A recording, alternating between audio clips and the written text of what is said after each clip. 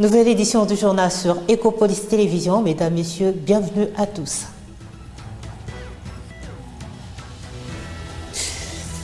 Intrusion aérienne à Minembwe, les forces armées de la République démocratique du Congo ont intercepté et neutralisé un aéronef non identifié.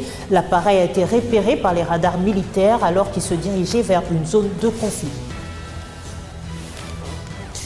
Et puis, cette nouvelle qui fait le tour du monde de la conservation, l'Okapi est de retour dans la réserve d'Epoulou, 13 ans après sa disparition de la province de l'Ituri, un signe encourageant pour l'écosystème et la biodiversité de la République démocratique du Congo.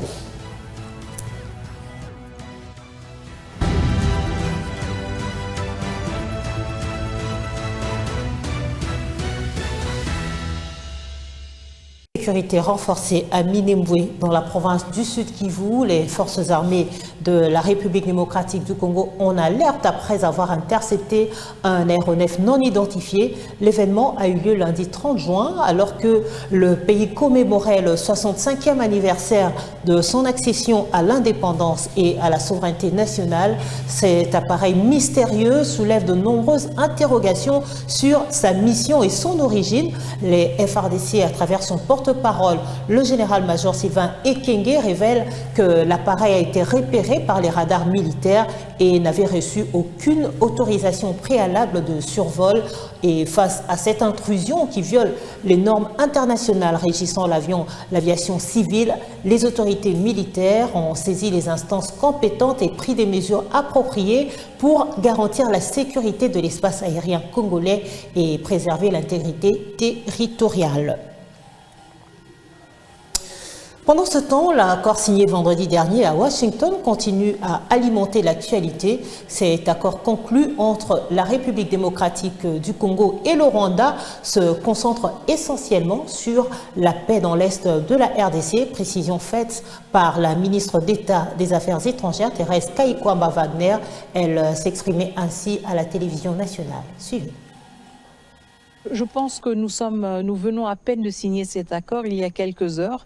Donc je pense que dans les prochains jours, nous allons aussi tous, surtout le grand public, aura l'occasion de lire l'entièreté de cet accord qui est aussi accessible de manière libre sur différents sites, à commencer par le site du département d'État.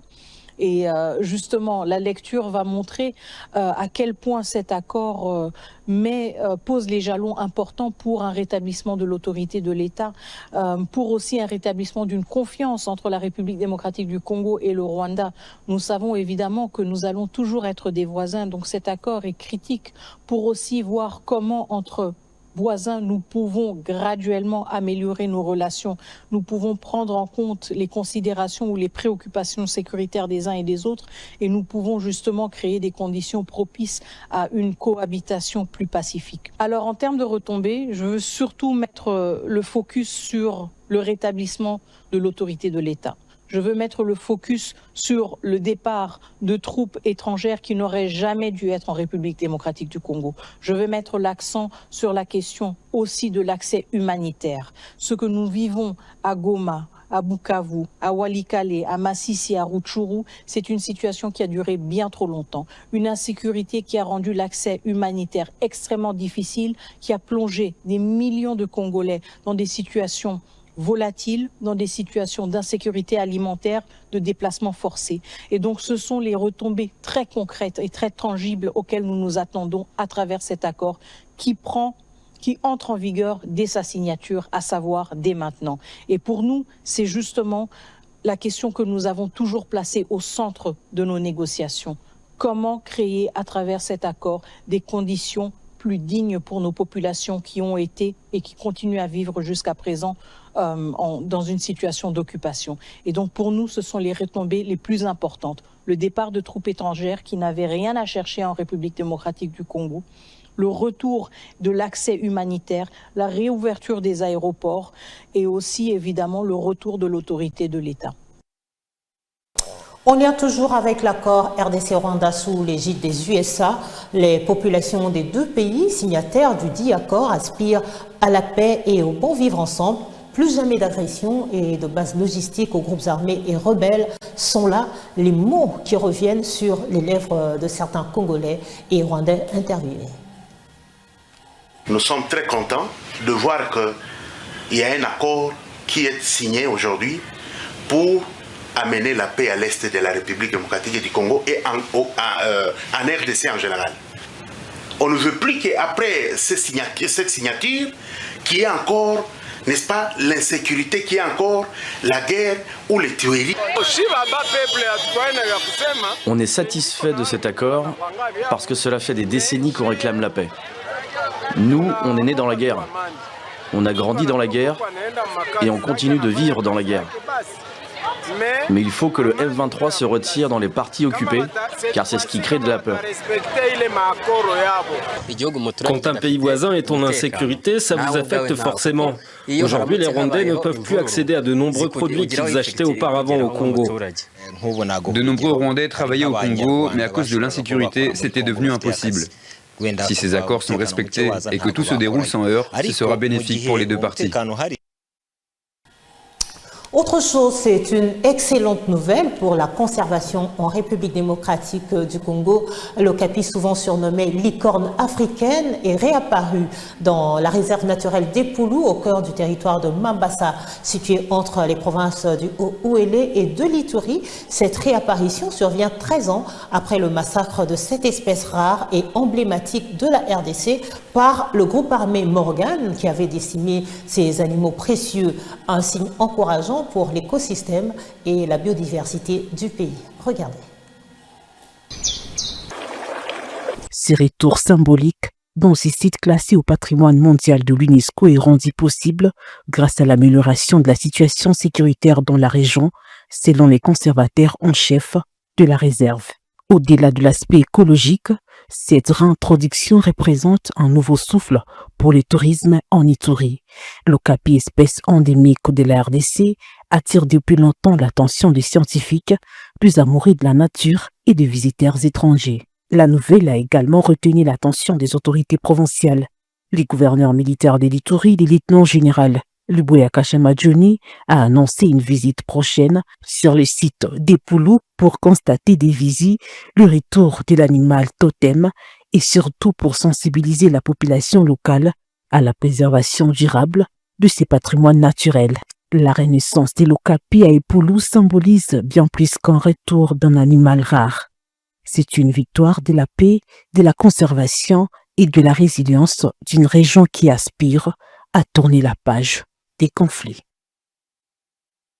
Parlons infrastructure dans ce journal, lancé depuis octobre dernier par le gouverneur de la ville de Kinshasa. Les travaux de réhabilitation et élargissement de la voirie urbaine de Kinshasa avancent à pas de géant, en dépit de quelques mécontentements enregistrés face à la démolition de certaines constructions anarchiques. Les Kinois de toutes les couches sociopolitiques se sont exprimés et encouragent l'autorité urbaine à continuer dans cet élan. Ils sont au micro de Gétou Bapili. Avant, c'était une route qui n'était pas praticable, mais maintenant, j'ai vu qu'on a bien fait cette route. Maintenant, c'est praticable. Maintenant, c'est bien. Pour moi, je félicite les chefs de l'État et les gouverneurs pour les travaux qu'on a fait ici. C'est vraiment bien. C'est bien pour le pays, pour la population. J'exhorte à la population de ne plus jeter des immondices, parce que ça abîme les routes, ça abîme, il n'y a pas moins, ça crée des inondations quand on jette des immondices dans des caniveaux, dans des routes, c'est pas bien. Cette artère a été réhabilitée, construite en béton armé, dans son tronçon compris entre le boulevard du 30 juin et l'avenue Théaboulay, à hauteur de l'église à la paroisse de Fatima. Et nous remercions le chef de l'État, président de la République, Félix-Antoine Tshisekedi Tshilombo, pour avoir pensé à nous. Nous le remercions par la qualité de l'infrastructure. Vous voyez, c'est une route en béton armé, réalisée en un temps record. Il n'y a pas que ça, il y a l'avenue Colonel Ebea qui a été réhabilitée, il y a l'avenue Taboulay qui a été réhabilitée. Derrière moi, juste vers le bâtiment administratif de l'OGFREM, il y a l'avenue du Livre qui a aussi été revêtue en béton armé. Nous saluons les efforts aussi du gouverneur de la ville, Daniel Bumba Lubaki, à travers son programme Kinshasa Izobonga. Nous avons vu son engagement. Nous félicitons aussi et nous remercions vivement le chef de l'État, Félix Antoine Tshisekedi Tshilombo, pour la qualité des infrastructures. Je suis pour qu'on puisse redorer l'image de Kinshasa. Vous savez, je suis un opposant radical, mais j'ai des ambitions de diriger cette ville et de diriger ce pays. Et nous voudrions que ceux qui sont là fassent déjà un pas. On construit un État comme on construit une maison. Personne ne peut s'occuper des portes, des fenêtres, des carreaux, de la climatisation, de tout dans une maison. Chacun apporte sa part dans l'édifice. Ce qui fait que ceux qui sont là, Bumba, Edi, Ele, les autres, nous souhaitons qu'ils avancent, qu'ils réussissent, qu'ils construisent. Évidemment, nous voyons qu'il y a des chantiers ces derniers temps partout à Kinshasa. C'est une très bonne chose. Je l'ai dit, M. Bumba est arrivé pendant 4 mois, mais maintenant il y a des chantiers partout. On lui dit bravo. Nous souhaitons qu'il réussisse. Parce que s'il construit les routes, moi, Epenge, gouverneur, dans 3 ans, je vais m'occuper d'autres choses. Dans un chapitre un peu similaire, le vice-premier ministre en charge de l'Intérieur et Sécurité, Jacquemain Chabani, a procédé mercredi dernier dans la province de la Chopo à l'inauguration de l'école de police au sein du centre d'instruction de Kapalata, situé à 35 km de la ville de Kisangani, réhabilité en 70 jours sur fonds propres du gouvernement central. Ce nouveau bijou permettra aux nouveaux apprenants de la police d'incruster les notions de base sur la sécurisation de la population. Je vous accueillir et vous rendre les honneurs à l'occasion de la remise officielle à la police congolaise, l'école de police de Kapalata réhabilitée. La cérémonie a débuté par l'exécution de l'hymne national, suivi du mot de bienvenue du gouverneur de province de la Chopo, M. Paulin Lendongolia Lebambonga, qui a exprimé une grande joie et satisfaction de prendre la parole au cours de la cérémonie d'inauguration de l'école de la police de Kapalata, qui est revêtue de sa plus belle robe. Le directeur chef service adjoint du service de gestion et d'entretien des infrastructures de la police, SGI en sigle, le commissaire supérieur principal Kabou Yakayembe Kelly, a procédé à la présentation technique de la réhabilitation complète de l'école de police du Kapalata. Dans son allocution, maître Jacquemain Chabani Luko a lancé un défi au commandant de la police de voir démarrer le plus tôt possible la formation de la première promotion. Aujourd'hui, la République a mis à votre disposition un instrument majeur pour la formation de nos policiers. Ce que nous attendons de vous, c'est qu'il en sorte des promotions. Pas une promotion, mais des promotions. L'autre temps fort de la cérémonie a été la coupure du ruban symbolique par le vice-premier ministre et ministre de l'Intérieur, sécurité, décentralisation, affaires coutumières, suivi de la remise des clés de l'école et les bureaux au commissaire général de la police nationale congolaise. Il s'en est suivi de la visite guidée des auditoires, des bureaux, du centre de santé et des vestiaires. Avant de remettre à son tour les clés au directeur de l'école de police de Kapalata, le commissaire général de la police nationale congolaise, le commissaire divisionnaire principal Benjamin Alongaboni Bangadiso, s'est exprimé en ces termes. Il est inconcevable que nous n'ayons pas 1 million de militaires, 500 000 policiers, bien formés, bien équipés, que sais-je, c'est un défi majeur. Pour que nous accomplissions normalement nos tâches, il nous faut des formations. Encore formés et toujours formés.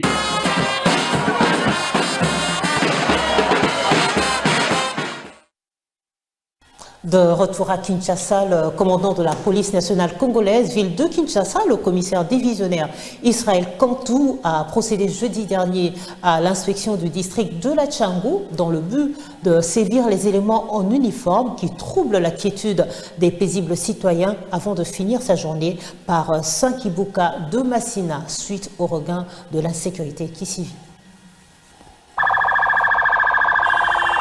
Sur le chemin d'aller, il surprend au niveau du quartier 1 cet élément de la police en train de donner des coups à ce motard. Un comportement incivique que le général a reprimé sont tergiversés.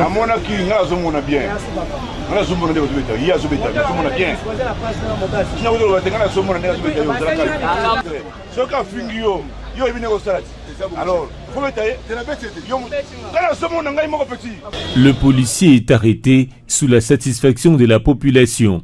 Sa mission du jour commence, dit Doyené Sankibouka, dans la paroisse Marie-Immaculée de Massina. Ici, il a pris langue avec le responsable de cette entité ecclésiastique qui lui ont fait part de leurs doléances sécuritaires. Continuant son chemin, le commandant de la police de Kinshasa est allé au quartier Boba, un coin où les bandits armés font leur loi tous les jours. Le général est venu personnellement échanger avec la population qui a dit son soulagement en voyant pour la première fois le commandant de la ville fouler son sol.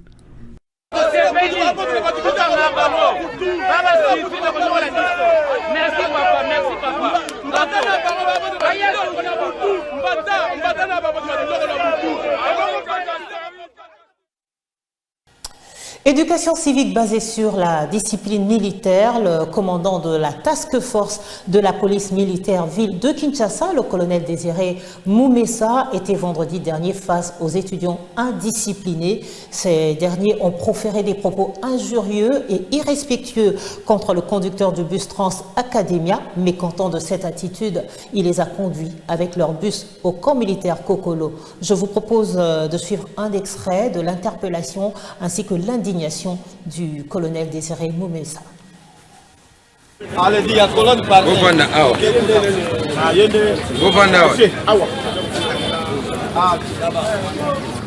Le quoi tous en ordre on a tel à la voie principale. La voie principale ba ba limité. Chauffeur li ambo ba bandi beji ngai na vérificatrice na ngai. Bemba mama na yo chauffeur oza tata jeune to mukolo chauffeur bembe na yo mama na yo ne yango salinga mabe na kota na bona bato open. Est-ce que au chauffeur a le bien aussi? Tu peux bino be étudiant. Bino be étudiant. A consulté? Aza mutu. Amoni mabe obosali chauffeur. Azana bana azana mwasi azana ndap mazo sala musala pour l'intérêt na bino sotango bozo finga ye soka connaître accident siko bino étudiant nda venir yango lobi yango ki étudiant étudiant babouche étudiant na ba market ki étudiant yango bino ndingi nino personne oh on va mona ezala ki est ba ki ça dit non non solo monsieur eh yo avant la ciment juste la porte so ba fongoli porte azati un peu na risque au couer un chauffeur a fongoli la porte abni si vraiment le bana yam ta fini chauffeur après air de cotique à longo na suka aye na katikati chauffeur na salionine air na pour que na chauffeur salionine déjà bazo bimisa ba misu et puis la grande sœur ebisinga que on peut pas finir chauffeur à salionine je n'ai rien par la chauffeur hein Loba? Non, Loba est loco. Loba la français dans Loba qui Loba qui répète ce que tu viens de dire. Étudiant. Tu n'as rien. Lobi paye pour la titonge. Loba est loco, t'es pas chauffeur. Bon, ok. Ça va. Binosko bo. Bobo va même baliga la bino musu bobo bango. Ma parent na bino ba oya lobi awa. Bino no suta okenda zate. Comme ça parent na bino ba ya kotala makambo bino bozo sala. Parce que bakonzi ya mboka ya lobi eza bino mais tala message bozope ça. Direction la province du Kasaï oriental où pour parler de la parade mixte FRDC, police nationale et service national, c'était le vendredi dernier au stade Kachala Bonzola de Mbujimaï sous la direction du général de brigade John Chibangu, commandant de la 21e région militaire.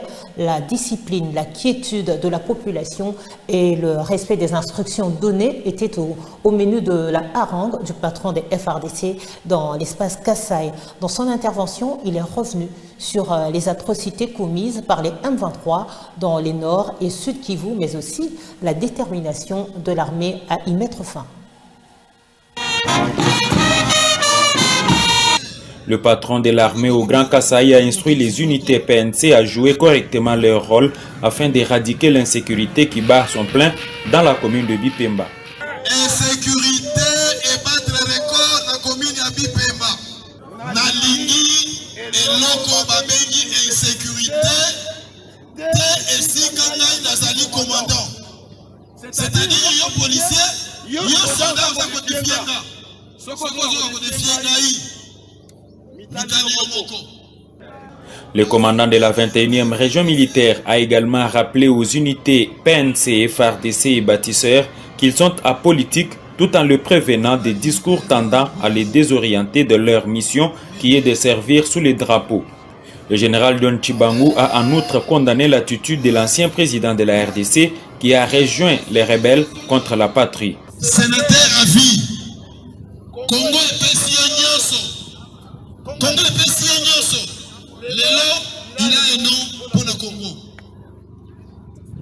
Autant de milliards et de pour le Congo. Asaïli Congo pendant 18 ans. Malheureusement, Lelo, Yewana commis rebelle. Nazakolo Manabino, Soki Moutou, Ayekoye Bisabino, a recruté Bino, Bokende Boza la rebelle, et l'Ongo Mokonoye.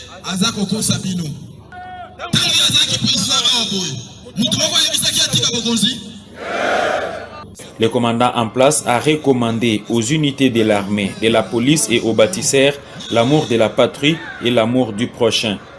Cette parade mixte démontre l'unité de commandement des FARDC, PNC et Service national, car ayant un seul commandant suprême, Félix Antoine Tshisekedi a dit John Tshibangou à la presse. Un défilé des troupes a caractérisé la fin de cette causerie morale.